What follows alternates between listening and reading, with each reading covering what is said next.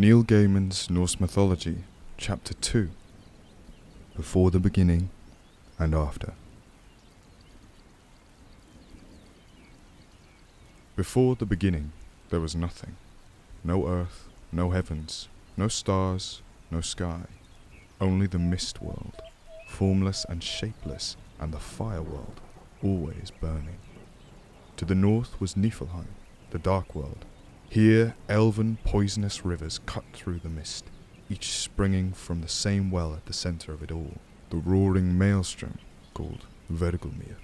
Niflheim was colder than cold, and the murky mist that cloaked everything hung heavily. The skies were hidden by mist, and the ground was clouded by the chilly fog. To the south was Muspel. Muspel was fire. Everything there glowed and burned. Muspel was light, where Niflheim was grey. Molten lava, where the mist world was frozen. The land was aflame with the roaring heat of a blacksmith's fire. There was no solid earth, no sky. Nothing but sparks and spurting heat, molten rocks and burning embers. In Muspel, at the edge of the flame, where the mist burns into light, where the land ends, stood Surt, who existed before the gods. He stands there now. He holds a flaming sword, and the bubbling lava and the freezing mist are as one to him.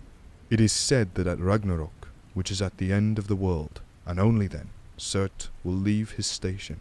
He will go forth from Muspel with his flaming sword and burn the world with fire, and one by one the gods will fall before him. Between Muspel and Niflheim was a void, an empty place of nothingness without form. The rivers of the mist world flowed into the void, which was called the Gap, the Yawning Gap. Over time beyond measure, these poisoned rivers in the region between fire and mist slowly solidified into huge glaciers.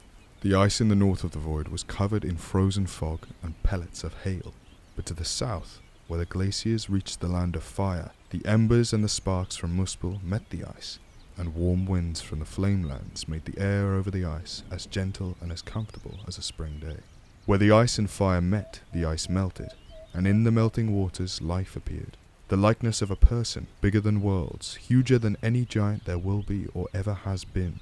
This was neither male, nor was it female, but was both at the same time. This creature was the ancestor of all the giants, and it called itself Ymir. Ymir was not the only living thing to be formed by the melting of the ice. There was also a hornless cow, more enormous than the mind could hold. She licked the salty blocks of ice for food and for drink, and the milk that ran from her forerudders flowed like rivers. It was this milk that nourished Ymir.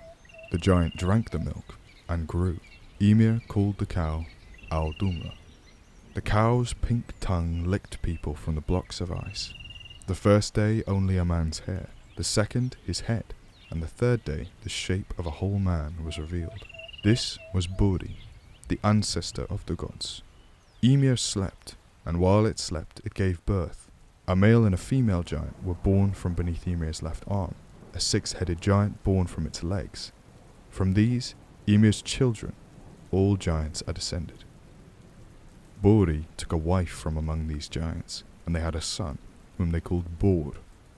Bor married Bestla, daughter of a giant, and together they had 3 sons, Odin, Vili, and Ve. Odin and Vili and Ve, the 3 sons of Bor, grew into manhood.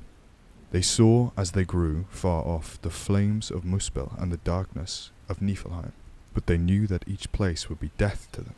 The brothers were trapped forever in Gap, the vast gap between the fire and the mist. They might as well have been nowhere. There was no sea and no sand, no grass nor rocks, no soil, no trees, no sky, no stars. There was no world, no heaven and no earth at that time. The gap was nowhere, only an empty place waiting to be filled with life and with existence. It was time for the creation of everything. Ve and Vili and Odin looked at each other and spoke of what was needful to do there in the void of Gap. They spoke of the universe and of life and of the future. Odin and Vili and Ve killed the giant Ymir. This was the beginning of all things, the death that made all life possible. They stabbed that great giant, Blood gushed out of Ymir's corpse in unimaginable quantities. Fountains of blood as salt as the sea and as grey as the oceans gushed out in a flood so sudden, so powerful, and so deep that it swept away and drowned all the giants. Only one giant, Bergelmir, Ymir's grandson, and his wife survived by clambering onto a wooden box, which bore them like a boat. All the giants we see and fear today are descended from them. Odin and his brothers made the soil from Ymir's flesh. Ymir's bones were piled up into mountains and cliffs. Our rocks and pebbles, the sand and gravel you see, these were Ymir's teeth, and the fragments of bones that were broken and crushed by Odin and Vili and Ve in their battle with Ymir. The seas that girdle the worlds, these were Ymir's blood and his sweat. Look up into the sky. You are looking at the inside of Ymir's skull. The stars you see at night, the planets, all the comets and the shooting stars, these are the sparks that flew from the fires of Muspel. And the clouds you see by day, these were once Ymir's brains, and who knows what thoughts they are thinking, even now. The world is a flat disk, and the sea encircles the perimeter. Giants live at the edges of the world, beside the deepest seas. To keep the giants at bay, Odin and Vili and Ve made a wall from Ymir's eyelashes and set it around the middle of the world. They called the place within the wall Midgard. Midgard was empty. The lands were beautiful, but nobody walked the meadows or fished in the clear waters. Nobody explored the rocky mountains or stared up at the clouds. Odin and Vili and Ve knew that a world is not a world until it is inhabited.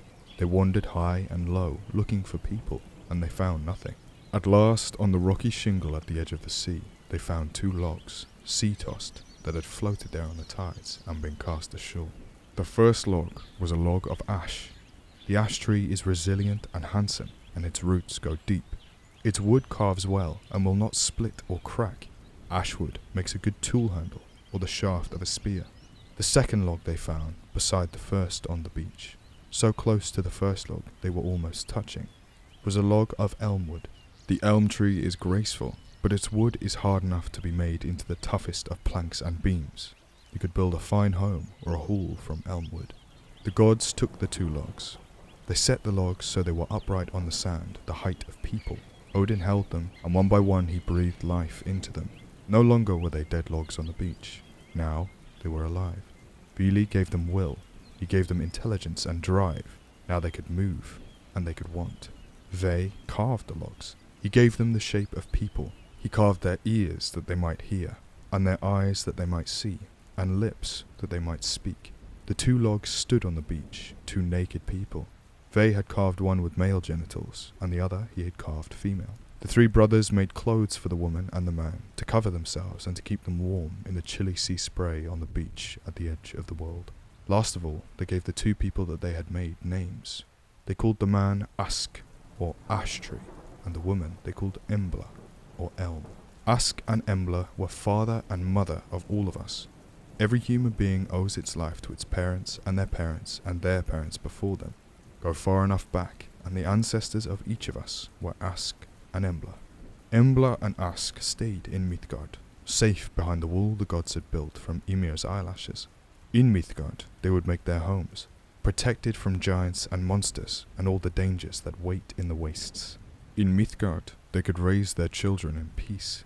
That is why Odin is called the Allfather, because he was the father of all the gods, and because he breathed the breath of life into our grandparents' grandparents' grandparents. Whether we are gods or mortals, Odin is the father of us all.